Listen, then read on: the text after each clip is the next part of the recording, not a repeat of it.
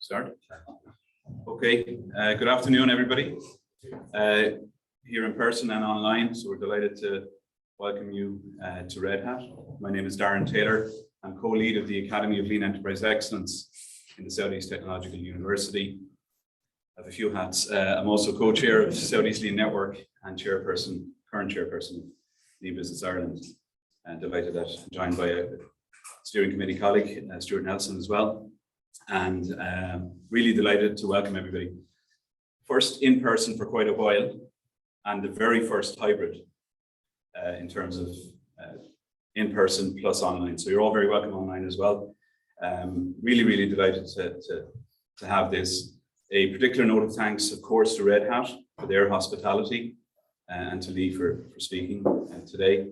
To Waterford Chamber Skillnet, the Southeast Lean Network partner, and Tommy Ryan is here today. So thank you, Tommy, for supporting the network generally and for this event in particular and the hospitality that we enjoyed. And not to tease those online who didn't get to avail of it or anything, but it was lovely here. So thanks. And we have an international audience as well, so which is great. Yeah, so you're all very welcome. So really looking forward to this. I don't think Leigh can be embarrassed, those who know him, but I don't think there's any fear of it. But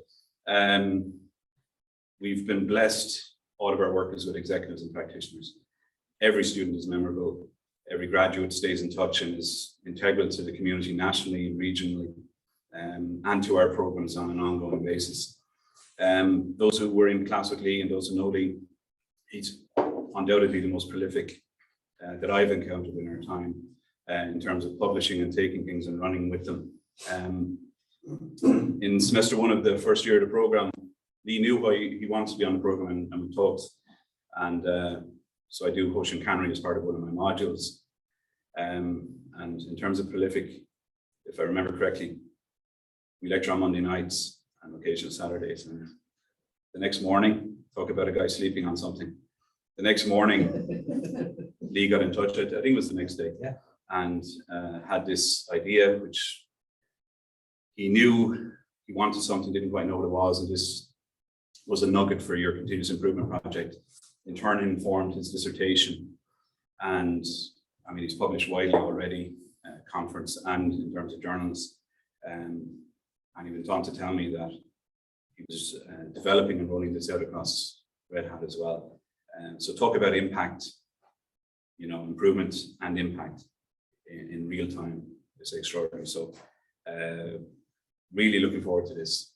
Hoshin Kanri is not the norm, but it's always been integral to Lean. Many organizations are picking it up later in life. So really interesting and innovative to see it done in a tech and software company. I know why, and we'll find out. And also, so it's the application of Hoshin Kanri, strategic deployment, but also an application in it. So it's very interesting. So, enough for me. Enjoy it, and thanks again, Leigh, in advance. And I'll hand over to you. All right, just for the folks that are online. So again, first attempt at a hybrid event like this.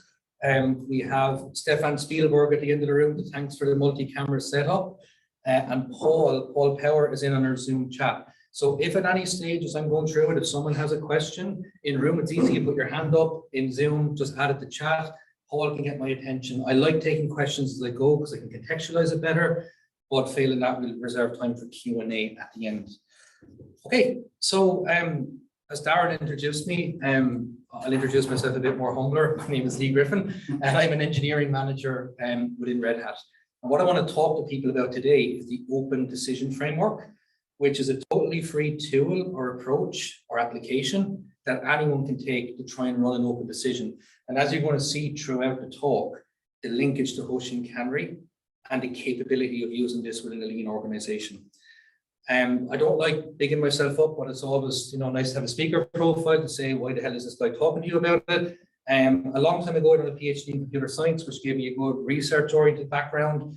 I wandered a bit into different development roles, into process improvement, and that sent me down the rabbit hole of the certification mill around Agile. And we'll talk a little bit about Agile later on to contextualize it for people.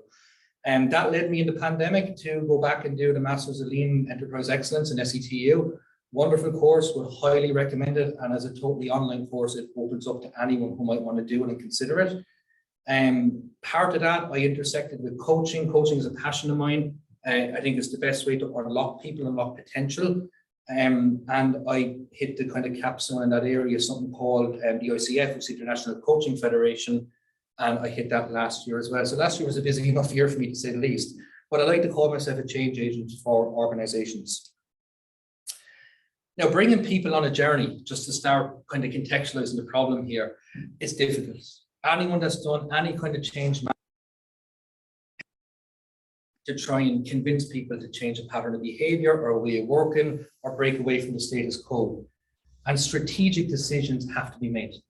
They have to be made for marketplace reasons, for survival reasons for some companies, and sometimes just to shift a culture and a mindset in a certain direction. And a team simply might be prepared for it. And certainly individuals will have their own personal battle as they go through this. And if you look at Hoshin Kanri, just to frame it for folks that are not familiar with it, I call it a vision compass. And it really helps to control what we call direction management. So the direction, the strategic direction a company wishes to take. And it does that by creating a set of business processes that focus on almost a competitive value. So where do we want to be when we hit this goal? What is our competitive advantage? What does success look like? And with any strategic planning, it's typically in that 2 to 5 year kind of range, but it can be used in shorter term cycles. And how it's designed is all about short term cycles. And in 60 seconds, for those not familiar with Hoshin Kanri, it starts out and is driven by a vision. First and foremost, it's vision centric for it. And that vision creates a set of objectives, which in turn can be broken down into actions. And that way you're taking the massive problem, the metaphorical how to eat an elephant one bite at a time, as the book says. And this is what Hoshin Kanri tries to do. So going from visions to objectives down to action plans, but most importantly is the refinement element of it. They call it a catch ball process, and that's the childhood game of literally throwing a ball to someone, they catch it and they throw it back. But part of that throwing of the ball and receiving of the ball is the exchange of information. It allows everybody to get on board with what the strategy is, and more importantly, from a lean sense, they get to contribute their perspective, their challenges, their observations, their feedback from the Gemba, from their role. And that way, when that ball gets thrown back up to senior leadership, you're getting a lot of context-specific feedback, which is absolutely wonderful. And for those that are more visual in the room, I borrowed this with permission from Darren from the module he referenced, and it just shows you how this cascades down through the organization. But the big part of it is the PDCA cycles. That's the plan, do, check, act. And it means that every opportunity, we're constantly looking, analyzing, getting feedback, giving a critique, and passing it down the value stream and almost back up the value stream in terms of how the decision is made. So that's a kind of 60-second overview of Hoshin Kanri, because I know it'll be a new concept to a lot of people. Now, we're Red Hat. Red Hat are leaders in open source.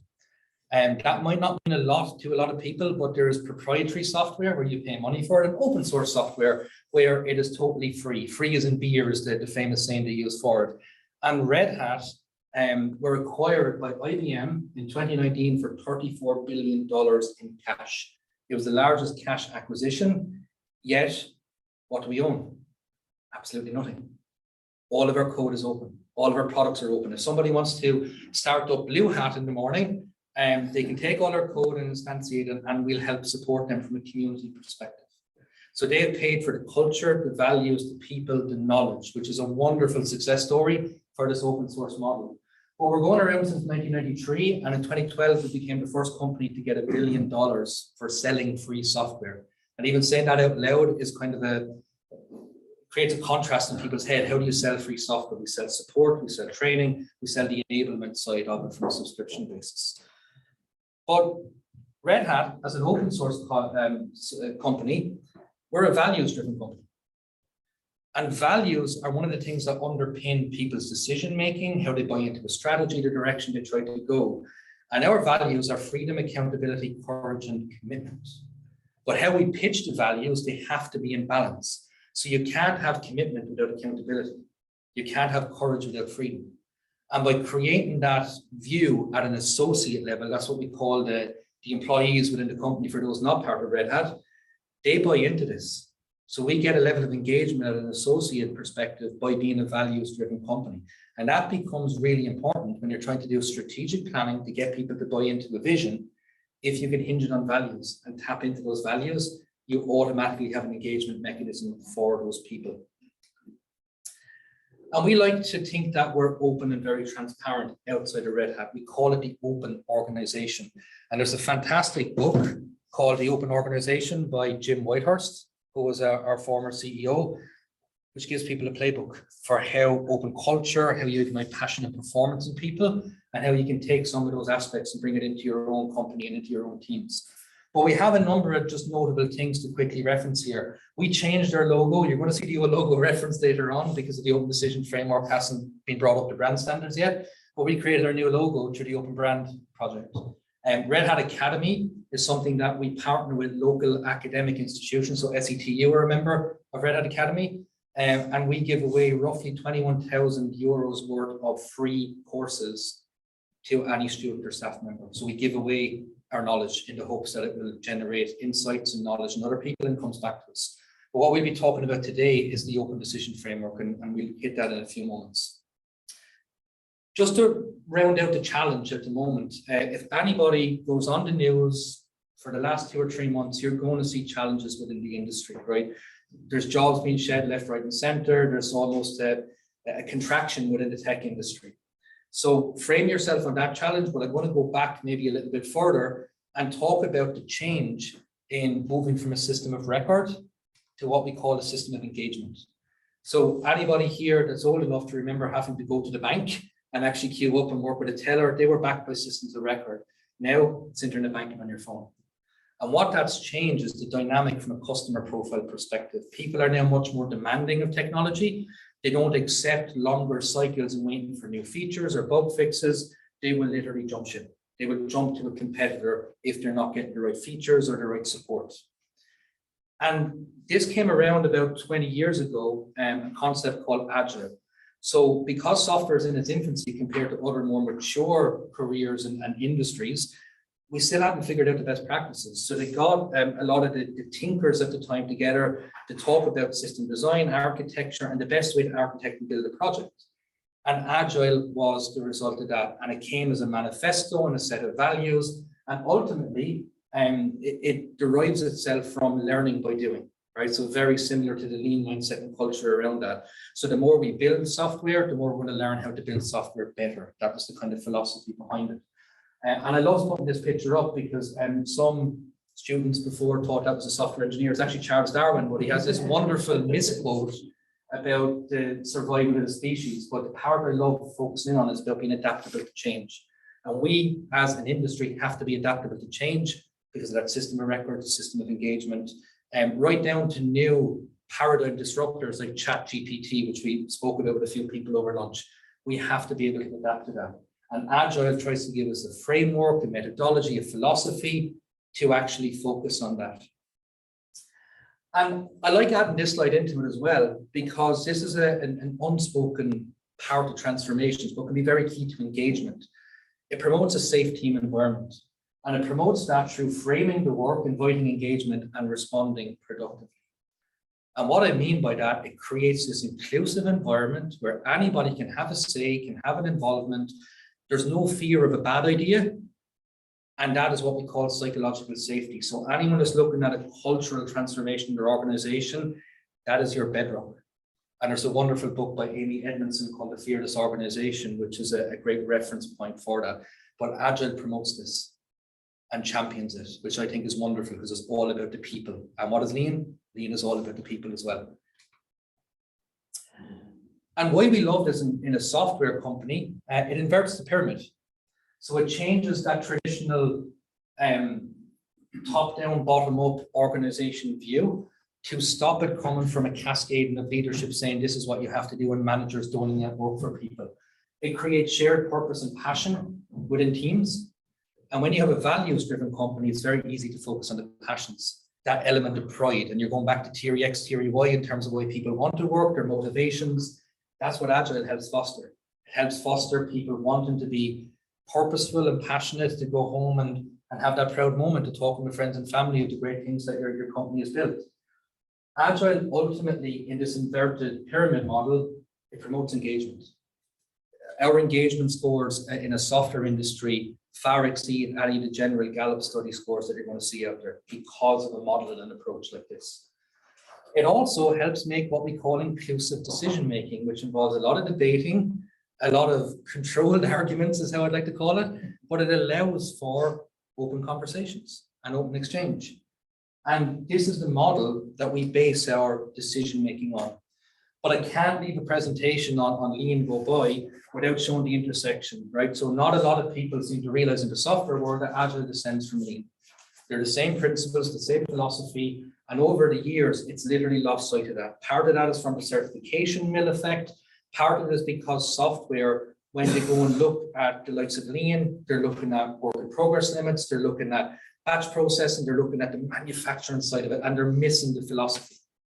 So anything I say or talk about Agile, you can swap the word Leigh with it. Anything I say about Leigh, you can swap the word Agile. That's what I'm trying to promote in terms of my publications and engagements like this.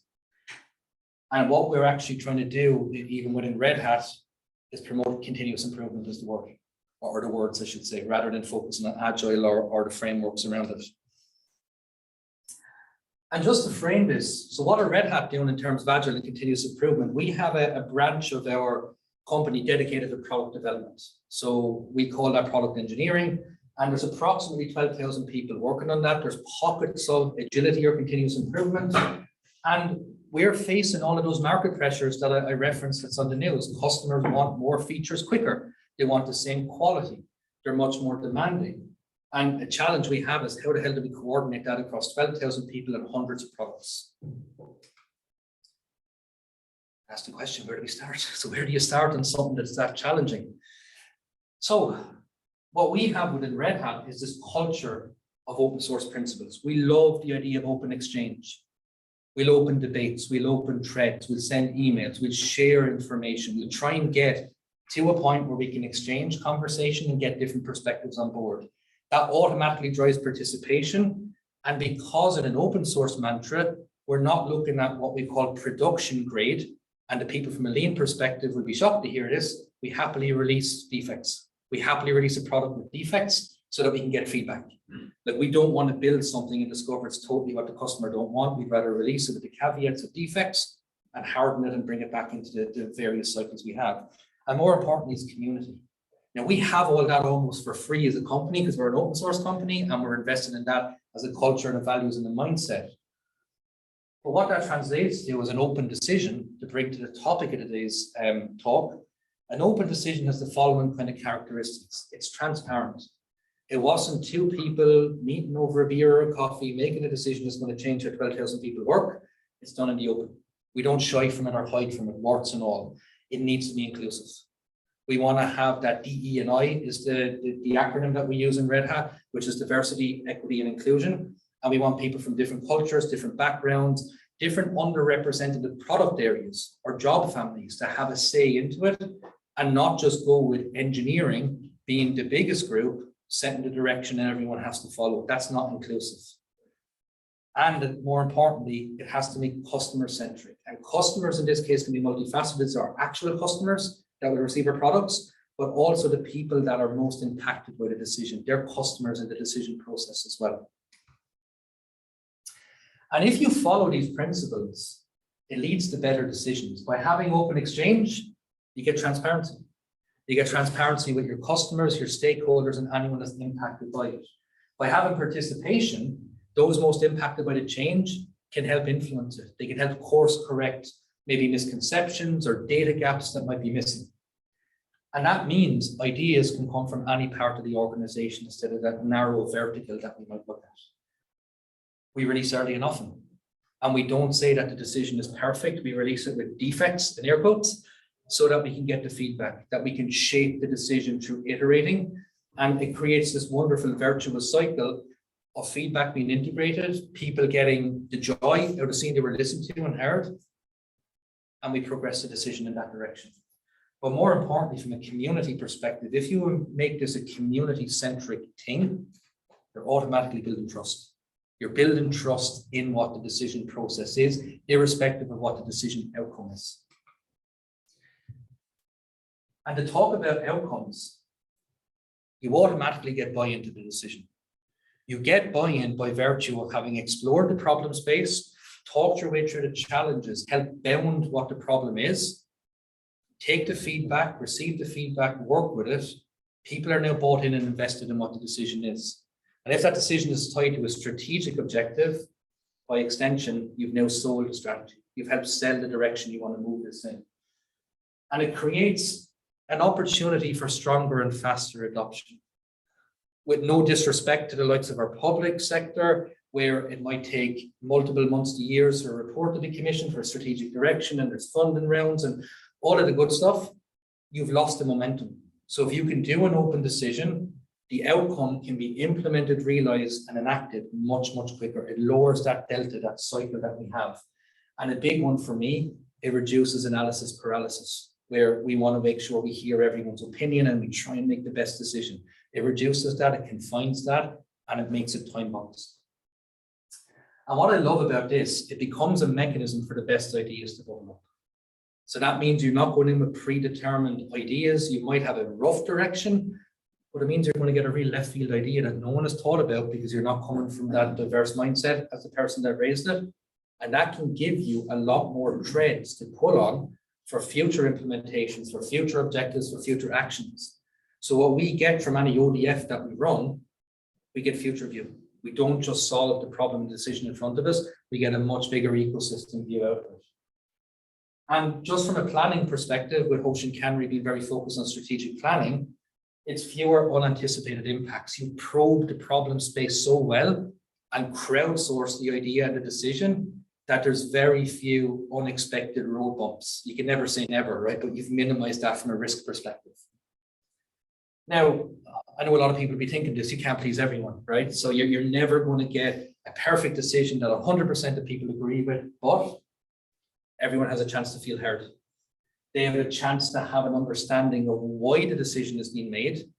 And that context can be so key. You're not shying away or hiding from it and saying our strategic direction is going that way.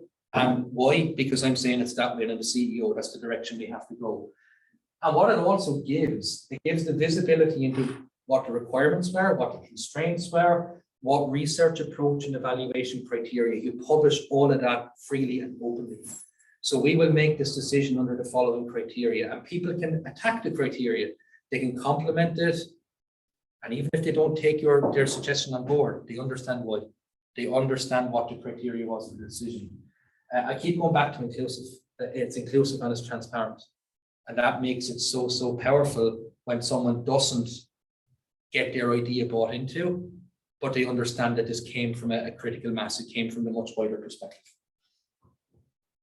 So now I want to talk about the ODF, the Open Decision Framework, and it is a 4-phase approach. So the first phase is the concepts or the definition or the ideation. So this is where we want to define what the problem statement is in very clear, very sharp, very concise language that has all the ambiguity removed from it. And within that, we want to scope it, because not all parts of a decision can be open. There are constraints. For example, there could be a financial constraint. So as part of this decision, we can't hire 50 contractors to come in and solve the problem. So we'll scope that and say, we have to use the resources, the people, any tools or equipment we have. You're constraining that. And again, people respect that. You're actually narrowing it, and it avoids those left field conversations that people might want to drag into the equation. What that means from a facilitator of an ODF perspective, if we find a conversation is just moving off topic, we can bring it back. We can bring it back much easier than you could in a truly open and transparent decision. That constraints can also include viable approaches. And the reason I say that, there might be regulatory reasons why we have to have certain viable approaches, and it can't be open season. But again, as part of this ideation, you're involving people in that. It's not done in isolation in a room. You're putting out the broad opinion of what the problem space is, and you're helping refine it as you go. The second part of this is identifying who can contribute to the decision. And in general, it's the people that are impacted. It could be the whole organization. It could be a subset of the organization. You want to clearly identify who your customers, your stakeholders, and who are impacted by the decision, and equally, who takes the final responsibility. We like to joke that the engineer manager's role is one neck to choke, and ultimately someone has to sign off on this. That could be the CFO to release the funds for it. It could be the CEO to set the strategic direction. But again, they're clearly articulated, clearly bounded, and it means if something needs to be rejected, it can be explained. And that again creates that transparent way forward. And another part of this, just like any good planning process, any risks, any issues, any limitations, we get all of that up front. And now you have the problem space somewhat constrained. We move to the second phase, plan, research, and engage.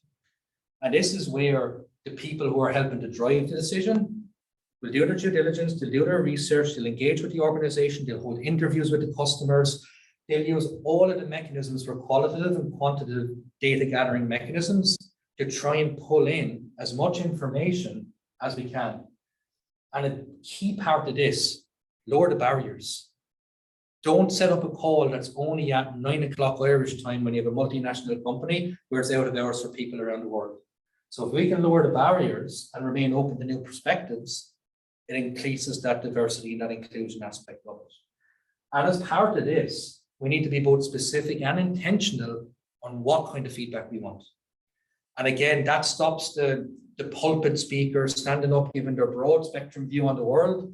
We want it to be targeted feedback. And that's hugely important because it keeps everything on track, it keeps everything contextualized forward. And as part of this plan and this research, we publish the decision process. We make it freely available for what the process is, what our evaluation criteria are, and other relevant information. So if this was a pure academic study, you could be looking at the quality of the journals, the quality of the data sets, the number of participants. And that again lends weight and credence to what the decision actually will be. When we progress out of this phase, we move into a design, development, test kind of phase. We formed our hypothesis, we formed potential decisions. We've now built a community around it, and we need to socialize it, investigate the options, acid test the hypothesis that we've generated from a research phase. And as part of this, it's all about accommodation. So it's all about accommodating people's views, their thoughts, their impacts. And to go back to the open source principles, promote open exchange. So have office hours, have open room feedback, have town halls, have one-on-ones with people. Make sure people have the opportunity to get that feedback into the right mechanisms. And not just that, evaluate it and acknowledge it. Thank you for your feedback. We really appreciate your input. That means a lot to people to say that they were heard. And as part of that, we explain why a decision wasn't feasible, or if we take your decision on board, we highlight the change and we credit that person.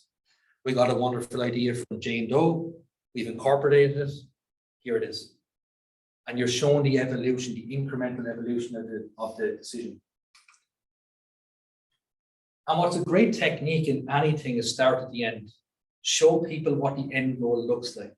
And as part of that, we want to show that this decision has alignment with strategy, culture, and values. So if we can kind of future cast that to say that our decision needs to respect these boundaries, you're helping frame that for people in terms of the feedback loops. We'll outline the steps needed to take the decision and implement the decision as the case may be. And that reinforces the use of the framework. It's shown that there's not a predetermined destination for this decision and that it's not a sham. We're not going to waste 3 months listening to everyone's feedback and go the opposite direction anyway. And we want to share this widely, point to where the decision is and show the evolution of the decision. Show that we started here and we ended up 5 or 6 notches up over here with 5 or 6 versions and all of the iterative feedback that came into that. And by showcasing how the decision is shaped, people can see the ebb and flow of the information. They can see where feedback was taken on board or where feedback was gracefully dismissed. I won't say ignored, right? You have to be graceful in that because people are taking the time out of their day to give you that feedback. And a big part of this, we're human. There are going to be gaps. There are going to be concerns. There are going to be fears. With the best will in the world, we might discover something halfway through the process and we just have to acknowledge it. And we have to showcase as a gap and something that we might want to have a follow-on ODF. And this is where it ties into the Hoshin Kanri side of it. You could have an ODF at each of that stages of the Hoshin process for each of the decision points forward. Now, the last phase, which I didn't really put in this, it's effectively the launch, the go live. I didn't update the number. First mistake of the day. But the launch then is when you go live with it. So what is the plan to implement the decision? What is the follow-on mechanisms? How can it stay involved? And that is equally key because you're acknowledging that a continuous improvement journey is never truly done, that you are going to have follow-ons. Now, what I want to highlight here, those 4 phases, there's feedback loops.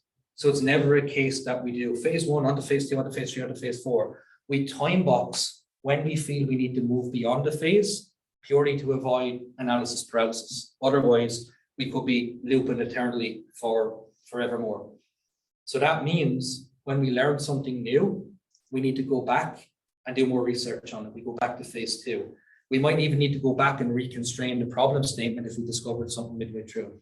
And that's wonderful as a cycle because it ties so well into the agile and lean kind of mindset. So within Red Hat, we ran this for the past 4 months. It only finished up last week. We started it around November the 1st. And I kind of alluded at this earlier when I talked about the industry challenges. And this is what our problem statement is at a very distilled level. We want to get faster to market with the same high quality and reputation that we're known for. And we have an enormous amount of products. So we need to have better coordination across the products, across the entire value stream. But more importantly, we're putting the people into this. We are concerned about their well-being. We don't want to have a transformation journey and force people to work 16-hour days and to work weekends. We want to have that balance within it. So associate well-being and avoiding burnout is putting people very central to what our problem statement was for the ODF. And we invited people to drive the decision. We done a call for volunteers and approximately 104, 105 people put their hand up. We selected 22 people and they needed to give 20 hours of their time for the last 3 to 4 months in this. So we had to work with our management, make sure they could commit to this.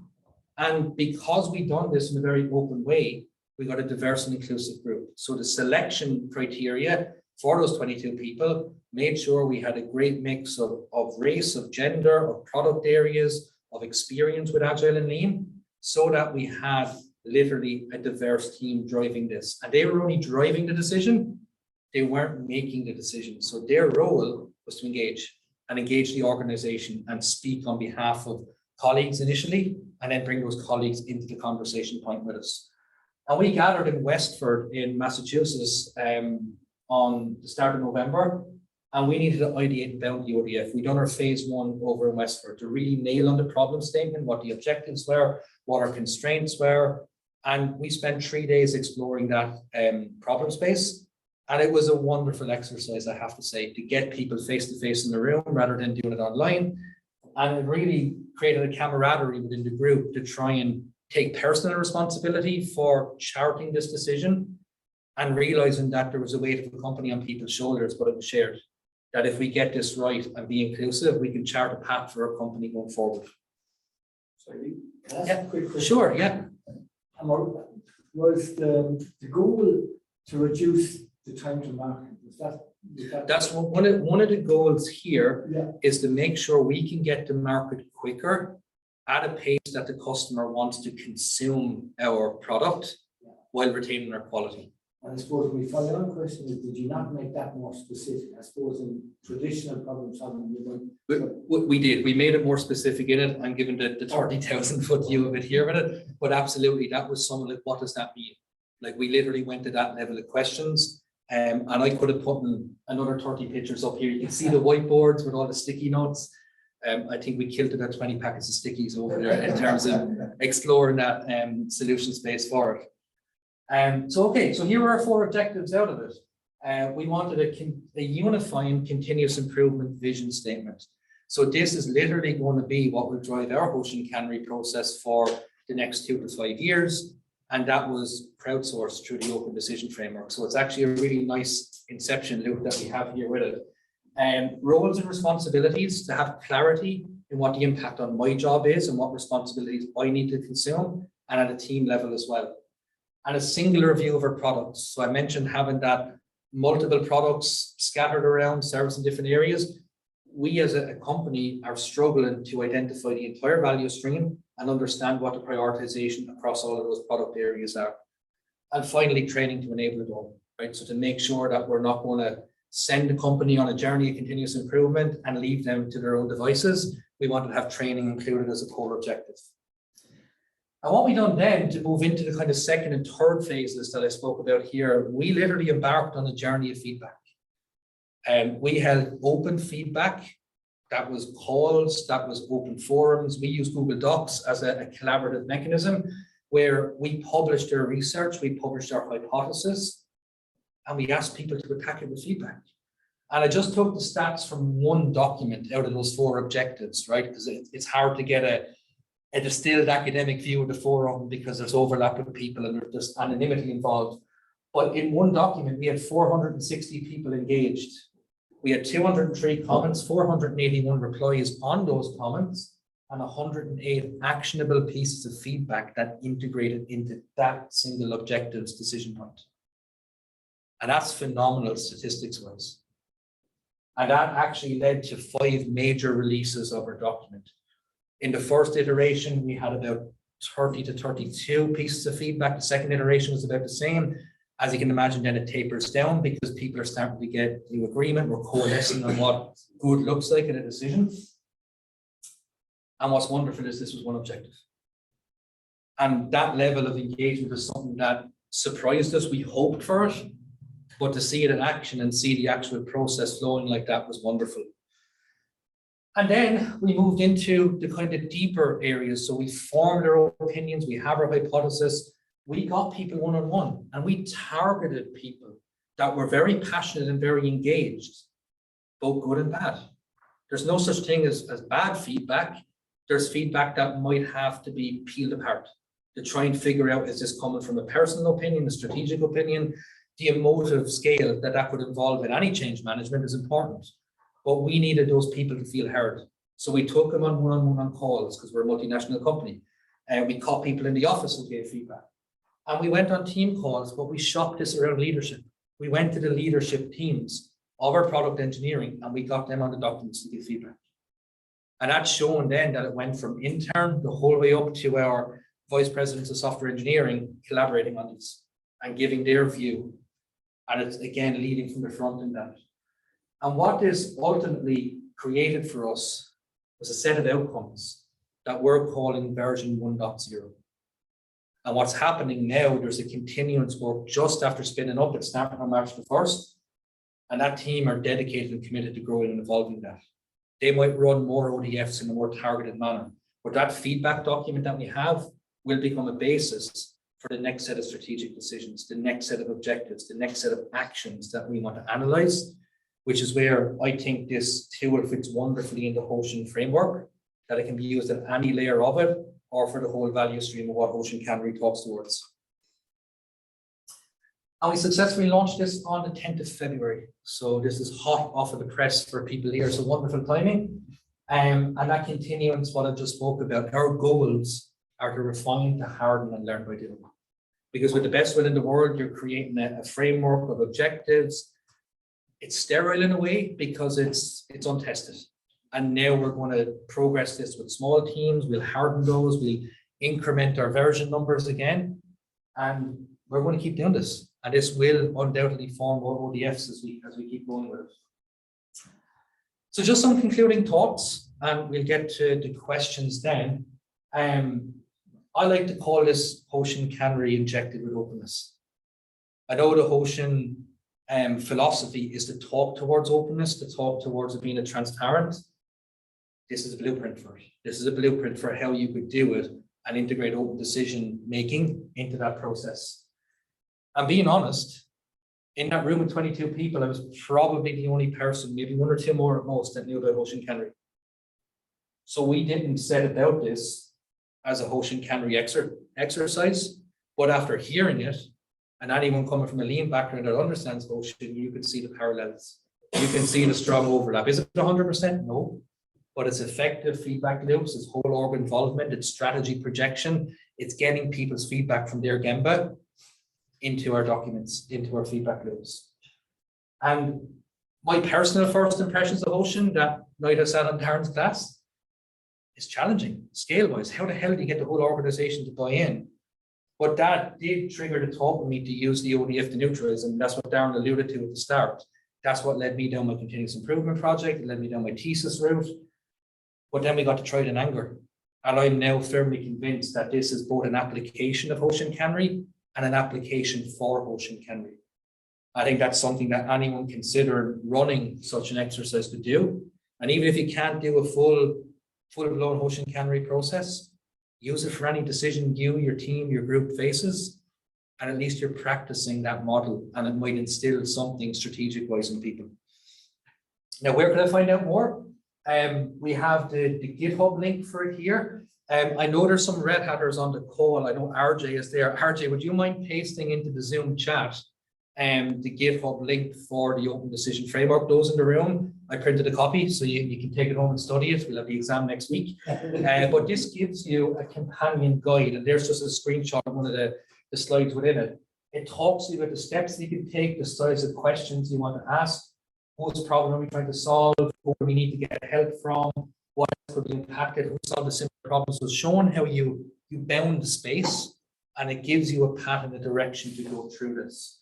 Where can we find more? There's another version of this coming. So they are putting a new version with the new branding, right? So you see the old branding on it. But the new version is actually going to have a web interface as well. So you can actually go through the steps in a kind of wizard kind of manner on your computer. There's also a complementary practice is called the Open Practice Library. So anyone that uses lean tools or techniques for problem solving or ideation, hit that link. It's wonderful. And if you want to contribute to it, if you have a really cool thing that you do in your org and you don't see it on the Open Practice Library, you can contribute it. And this gets you into the mindset of open source, into communities. We're creating a shared knowledge repository for people. And that's it, right? So thanks to everyone for their time and their attention. My email is on that, and my Twitter, that seems to be the thing within our industry. We use Twitter for information exchange. That's not my dog, it's just one of the stock dogs that we have in Red Hat somewhere. I think it's a wonderful picture. So, okay, we'll pause for questions. I'm going to give the first question opportunity to the folks on Zoom, just so that they can feel involved. So if anyone has a deliberate question, we'll get Paul to monitor. If you don't have questions, wonderful. I hope you learned something. This has been recorded. So after it, I'll get it to Darren or to Tommy. I'll send out both the slides and the recording for people that might want to view back to it, and some of the pertinent links as well. Paul, have we any questions? Yeah, there's one question there. So it says, what are your thoughts? Are there any decision-making areas where ODS can't be applied, or it becomes too expensive and takes too much time to react fast? Okay, so the question, just to repeat it for the recording, are there any areas where an open decision framework can't be applied because it becomes too expensive or too difficult? The answer is no. You can do open decision making in any area, any mechanism. You constrain it. So if there are constraints in terms of time, in terms of cost, we can't fly everybody to Waterford and bring them every time we want to make a decision from, will we change the coffee beans to, will we change the strategic direction of the company? So you constrain it. You use that ideation phase to bound the problem space, and you clearly identify what part of the decisions are open versus what part of the decisions just cannot be made open. So yes, we can absolutely accommodate open decision in any context. That's it. Okay, so we'll take an in-room question next. And again, folks on Zoom, if you want to ask another question, we get it queued up with Paul. So there's great overlap and some significant differences between this and the kind of traditional design kind of double diamond approach. But the problem we have coming from a design discipline is, where does the space open up for the creative act in the process? And I know this coming from a medical device background, where design control, it was small d, capital C, lots of control, little design. So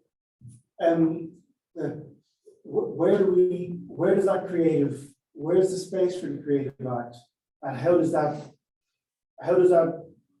expert creative act, where does the expert add that creative input? Yeah. And how does that bubble up to the top when there's a whole menu of inputs coming in from everyone? Yeah, it's a great question, right? We actually had a design thinking expert on our team as part of our diversity and an attempt to involve people in the decision.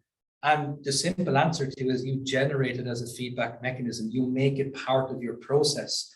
So that person done interviews, he done a lot of visual design exercises for it to visualize the space, to make people feel involved. And it's a semi-cop-out answer in that respect. You make it part of how your feedback exercise needs to occur. So if you feel this is a very important demographic or a very important structured approach to making the decision, you frame it. You bring it in and frame it as an action around it. And I think that can really help to see how people consume information, because people learn differently, right? They learn visually, aurally, kinesthetic.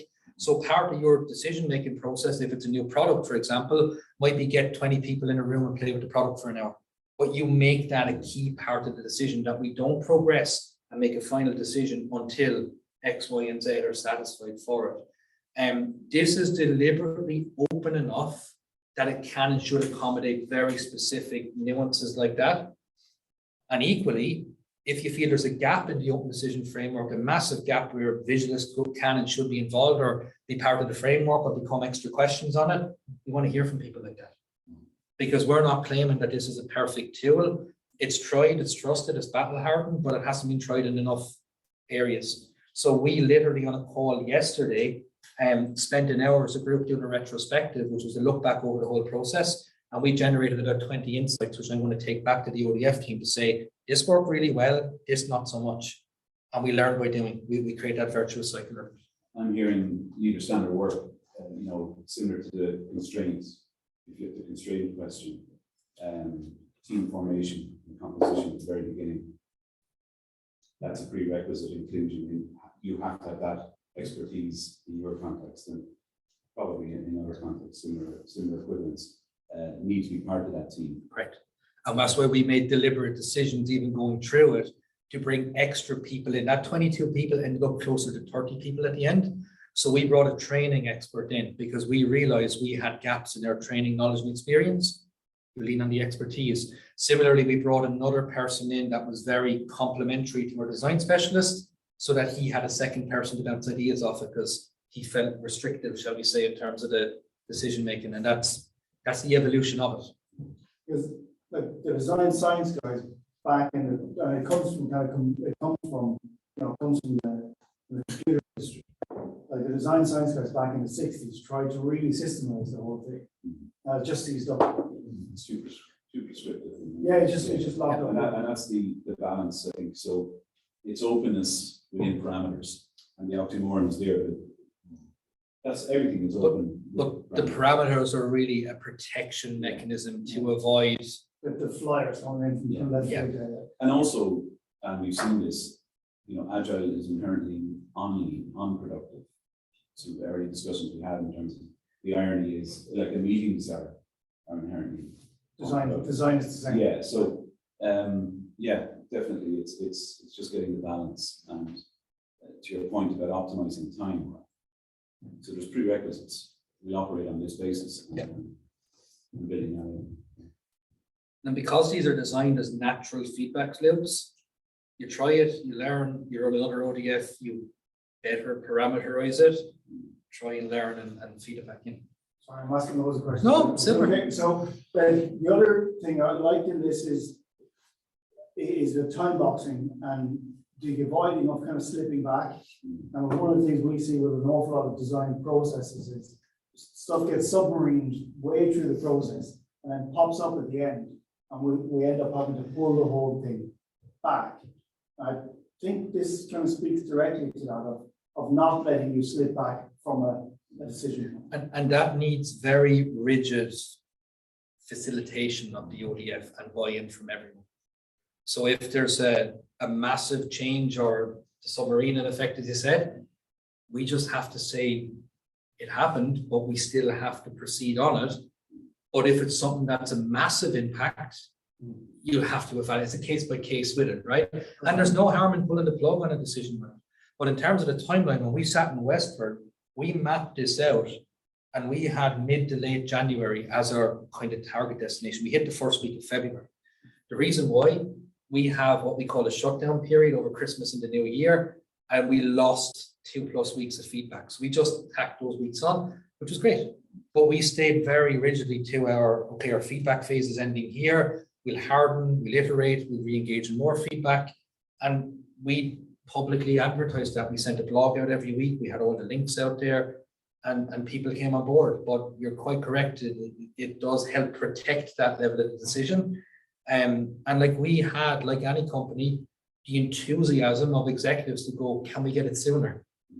Well, no, you can't, because we still have these phases to go. And if you bring it in sooner, you risk the quality of the decision, you risk the openness of the decision, you certainly risk the inclusion and diversity of the decision as well. The regular PDCA in Hoshin Kanri, engenders that and allows for the emergent, which is what you're trying to do. Yep.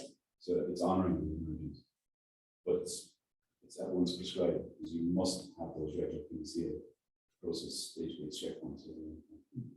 So it's highly unlikely something can suddenly. Yeah. It's interesting. That could be like one of your first problem statements, looking at that, problem statement, design elements are so really by the time we get to the end. How do we address it? There's a people element to this as well. People, and this is, we have the kill your darlings thing, that you have to get out the idea that you think is this final idea, get it out on the table first, because until you subject it to scrutiny. But people won't do that. They hide it and bring it and they pop it up later. Okay. And then we have to, one of these earlier points, I think about psychological safety, Correct. where you kind of expose yourself, but you'll put it out there. Correct. In all its glory and all its flaws. Even if it's half formed. Yeah, half formed, say, look, I've got this thing, it doesn't make any sense, but here goes, and you put it out there. And you put it out there into an environment which is people are going to go, yeah, it's half baked, but we accept that and we'll build on it and take it, and you can take it into personal risks. And I think that you just mentioned that at the start, but that's And then even there was a point in one of the slides near the end, and it said we accept the limitations. So we know it's a good idea. Yeah. We want to explore it more, and here's the plan for follow-on. So it could also be a rubbish idea. Yeah. We won't hold it against. absolutely. But in that case, from a feedback mechanism, we'll say we're not including this because, and we'll give the because, and we'll give an opportunity. So when the final decision is made, you can still be a bit annoyed that your great idea wasn't taken, but at least you know why, and we've made an effort to communicate and carry that with you. Paul just said there's one question on Zoom, so we'll just flip the Zoom for a sec before we go back to the room. So what type of visual management or KPIs did you use to help people understand where they were and where they need to go, and also being able to look back and see how they have improved? We didn't use KPIs. I'm not a big fan of KPIs for it, right? I know OKRs and KPIs, they're great as an organization structural thing. We didn't use them for this process for it. But what we did show for the evolution of the decision to show how far people have come, we versioned their documents. So people could literally take version 1 of their document and take version 5. And we have like diff programs that shows the differences between them. We'll show the evolution, we show the change log, we show where the source of it came from, whether it came from an email, an in-person conversation, and we created almost a data chain for people to view it from an evolution perspective. We did have a global KPI that, I was going to say mandated, I never like saying the word mandated, that encouraged this action to be taken to set the vision. And part of our criteria for setting the vision was to run this as an open decision. But the actual open decision itself had no KPIs. We had no real success criteria outside of make sure it's an open decision. That was our overriding success criteria for it. And I'd like to feel we hit that. We were going on safari with this. It was an exploratory It discovery. needed to be. Anyway. It needed to be. But the KPIs going forward would be X number of Absolutely. line standard measures. Yeah. Yeah, and this will lead to more strategic goals out of it from the Hoshin kind of cycle that we'll be looking at next. How did you manage your quality of data? I saw those post-it notes up there, giving them shit. Right? Because I've done loads of workshops. And I think a 1 hour workshop generates about, 8 hours of analysis. How did you manage the wealth of qualitative data at a workshop like that, Jeremy? It's a good question. We have 4 facilitators, 3 in room and 1 virtual, that were helping to coordinate the data gathering. We created a shared Google Drive.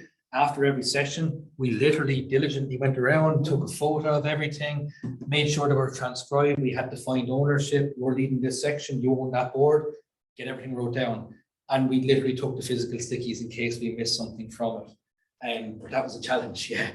Anytime there's a volume of data like that, it can feel very overwhelming, but we didn't want to lose anybody's insight.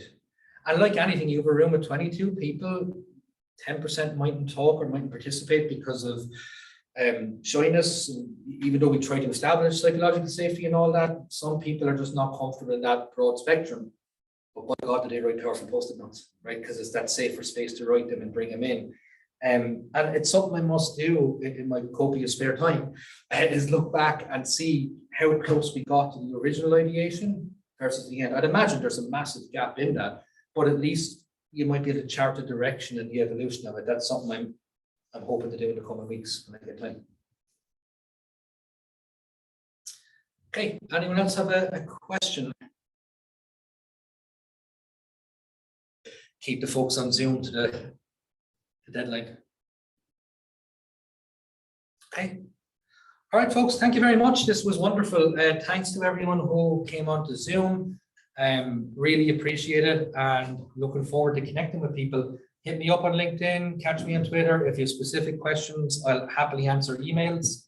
And thanks for following the Southeast Lean Network. So check it out on LinkedIn, check it out on Twitter. We're going to try and do a talk roughly every month or so.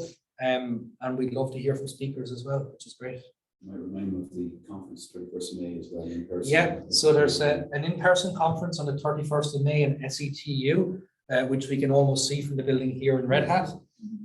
So the CFP, or say to me that the agenda is now up on the website for it. Some cracking speakers and looking forward to connecting with people in person.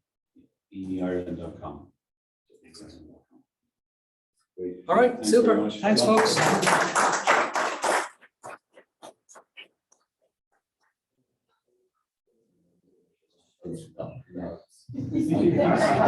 Thanks, everyone. See you later.